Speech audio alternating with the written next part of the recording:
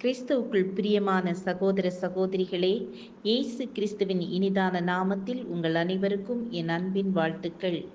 இன்றைய தினம் உங்களுக்காக கொடுக்கப்பட்ட வேத வசனம் சங்கீதம் 4:6.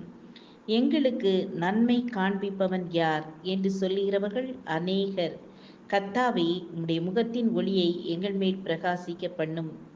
ஆம், எனக் கண்பானவர்களே, எங்களுக்கு நன்மை காண்பிப்பவர் யார் என்று உலகத்தார் புலம்புகிறார்கள். எங்களை விடுதலை செய்கிறவர் யார் என்றும், எங்களுக்கு வழி காட்டுபவர்கள் யார் என்று உலகத்தார் புலம்புகிறார்கள். எங்களை விடுதலை செய்கிறவர் யார் என்றும், எங்களுக்கு உதவி செய்கிறவர் யார் என்றும், எங்கே எங்களுக்கு பாதை திறக்கும் என்றும் அநேகர் தடுமாறுகிறார்கள். ஆனால் நாமோ நம்முடைய ஆண்டவரை அன்போடு நோக்கி பார்க்கிறோம். அவர் நமக்கு சகலவிதமான நன்மைகளையும் சம்பூரணமாய் கொடுக்கிற தேவன். அவர் முற்றிலும் நம்முடையவராய் இருக்கிறார். நாம் அவருடையவர்களாய் இருக்கிறோம். அவர் நம்முடைய மெய்ப்பனாய் இருக்கிறார்.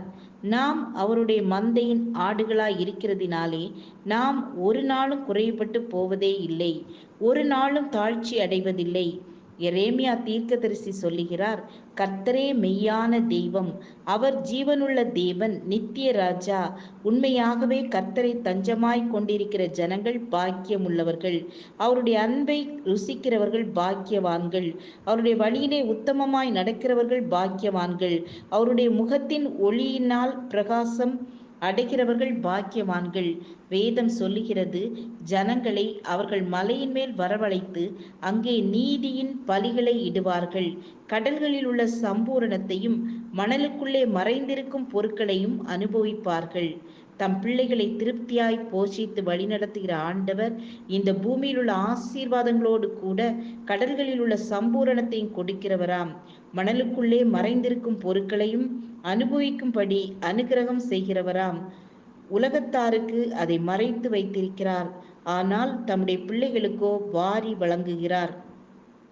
விஞ்ஞானிகள் கண்டுபிடித்த பலவிதமான விஞ்ஞான படைப்புகளை குறித்து சிந்தித்து பாருங்கள்.